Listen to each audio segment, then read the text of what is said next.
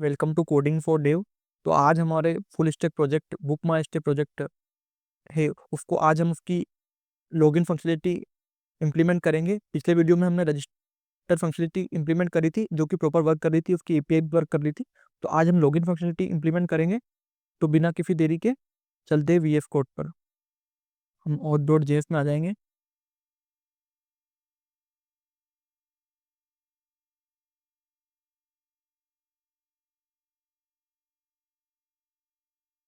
अब हम क्या करेंगे, यहाँ पे एक और राउट बनाएंगे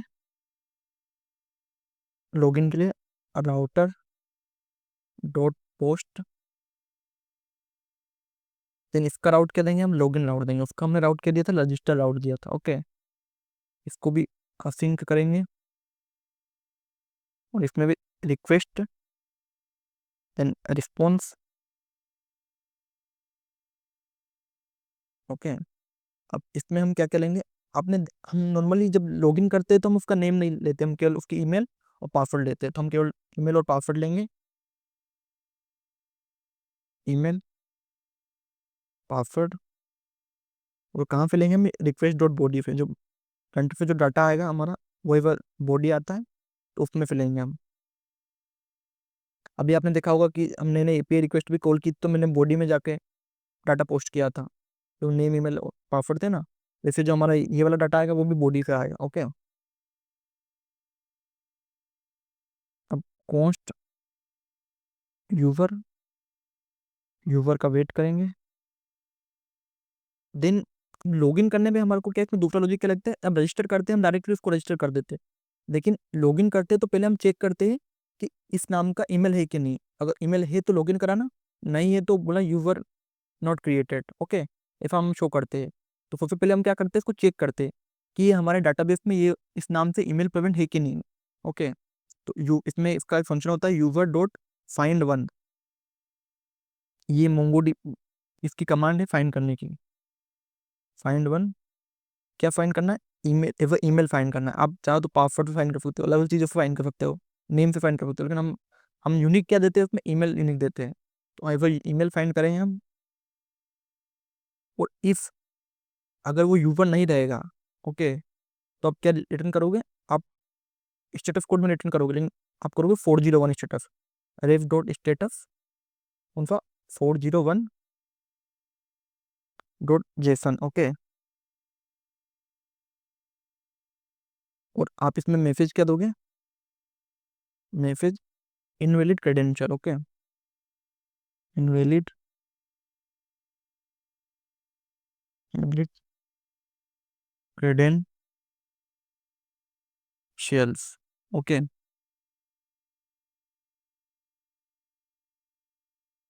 अब अगर पासवर्ड मैच किया हमारा, कि जो हमारे इसमें है उस नाम से ईमेल आईडी, तो हम क्या करेंगे, उसकी पासवर्ड की सबसे पहले हैशिंग करेंगे। आपने पता है हमने पहले पासवर्ड की हैशिंग करा था। तो इस पासवर्ड को बिक्रिप्ट का एक और फंक्शन होता है कंपेयर करने वाला, कि जो हमारा हैश्ड पासवर्ड है केवल बिक्रिप्ट इसको कंपेयर कर सकता है कि वो सेम है कि नहीं है पासवर्ड। जो डाटाबेस में सेव हो रहा है उसको भी नहीं पता कि पासवर्ड क्या है। बिक्रिप्ट ही केवल कंपेयर कर सकता है पिछले वाले हैश से, जो हमारे इस वाले को नया हैश। अब अगर वो नया हैश भी बनाएगा इसी सेम नेम से तो अलग हैश बनेगा, लेकिन वो नया हैश नहीं बनाता, वो इसको कंपेयर करता है। तो इसका फंक्शन है, फिर होता है अवेट करता है बिक्रिप्ट डॉट कंपेयर।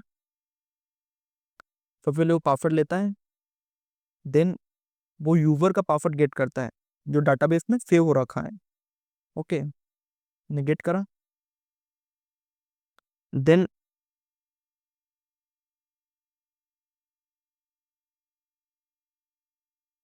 इफ अगर वो मैच नहीं होता, पासवर्ड मैच नहीं होता, पहले उसने क्या ईमेल चेक करा था कि ईमेल है कि नहीं।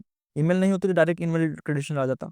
अब अगर वो पासवर्ड मैच नहीं करता उसका, तो वो फिर क्या रिटर्न करेगा, रिटर्न। इसमें भी हम सेम चीज़ रिटर्न कराएंगे हमारी, कि आपके क्रेडेंशियल गलत है आपके। ओके, 401, इसको हम जेसन फॉर्म में देंगे। फिर लेफ्ट डॉट स्टेटस होता है 401 है, वो किस फॉर्मेट में जाएगा, जेसन फॉर्मेट में। ओके, और उसके अंदर हम मैसेज क्या शो करेंगे,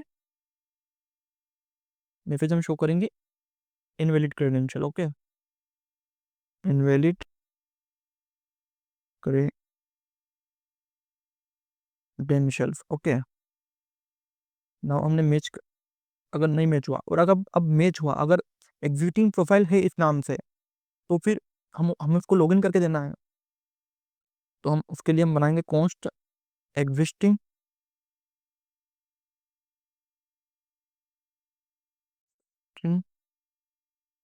प्रोफाइल,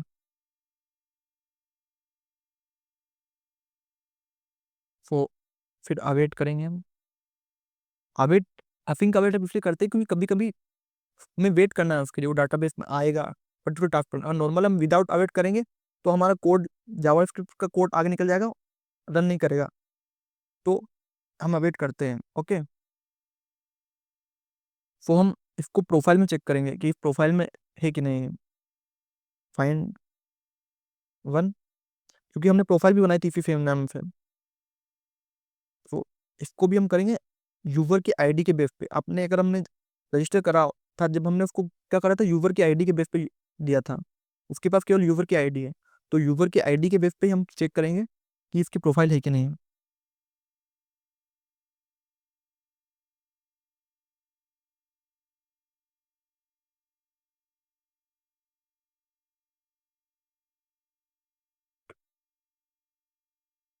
और अगर उसकी प्रोफाइल नहीं है तो हम क्या करेंगे, जैसे कोई अगर व्यक्ति प्रोफाइल में उसकी, क्या पता उसने दूसरे तरीके से लॉगिन करा, क्या पता जब हमने ये वाला कोड नहीं लिखा था उसके पहले रजिस्टर करा, तो ऐसा लॉगिन करते वक्त भी उसकी प्रोफाइल क्रिएट हो जाएगी। Okay,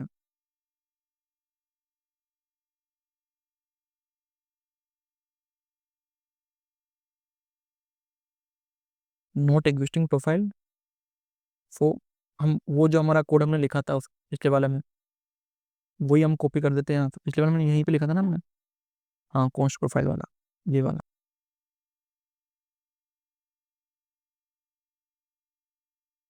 const profile. ओके, और इसको हम क्या कर लेते हैं, सेव कर लेते हैं, await dot save.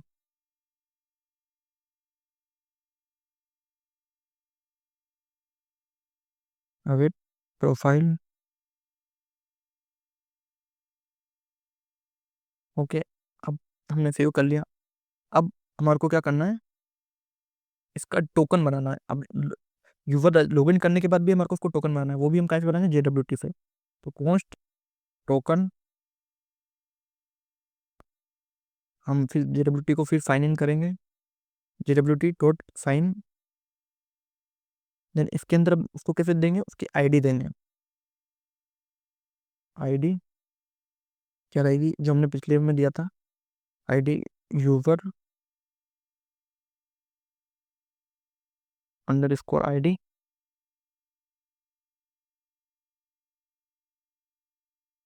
Is host equal to user dot is host. Okay,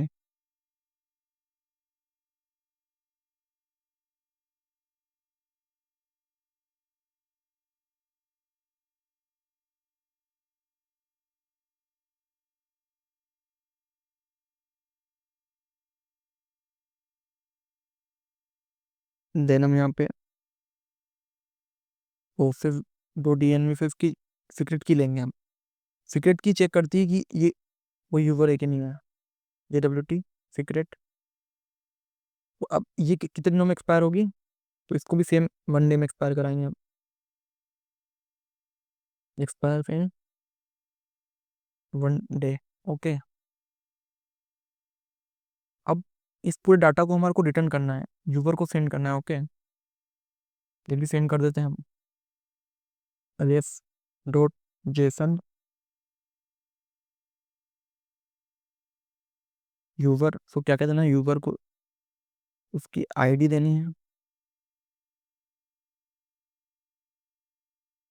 user underscore ID, under score ID,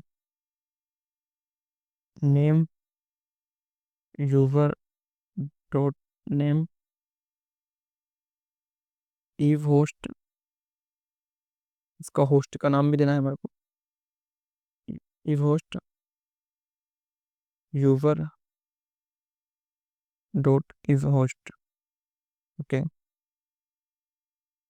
अब हमारी लॉगिन की क्रिएट हो गई। एक बार हम चेक कर लेते कुछ हमने गलत तो नहीं करा। ओके, हमने यहाँ इफ मैच किया, यहाँ पे इफ मैच करना था। ओके ओके, हम लगभग हमारी एपीआई कनेक्टेड है। एक बार हम चेक करते हैं कि वर्क कर रही नहीं कर रही।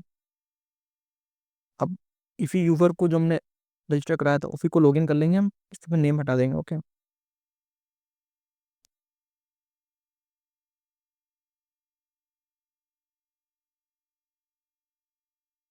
एक बार जैसे हम क्या करते हैं, हमारे सर्वर को बंद करके रिस्टार्ट करते हैं, क्योंकि अभी हमने फ्रेश कोड लिखा है। इसलिए जो अभी हम npm स्टार्ट का यूज़ कर रहे थे, अब हम npm रन डेव कमांड का यूज़ करेंगे, जैसे हमारा क्या सर्वर बार बार अपडेट होता रहे। ओके, क्योंकि npm रन स्टार्ट एक बार चलता है तो वो वही राउट पे चलता रहता है। लेकिन हम जब भी कोड में चेंज करते हैं, तो मैंने आपको नोडेमन जो इंस्टॉल कराया था उसी के लिए कराया था कि आप अगर npm रन डेव पे कमांड चलाओगे तो कुछ भी हमारे कोड में अपडेट होगा तो फिर हमारा सर्वर वापस रीरन कर देगा।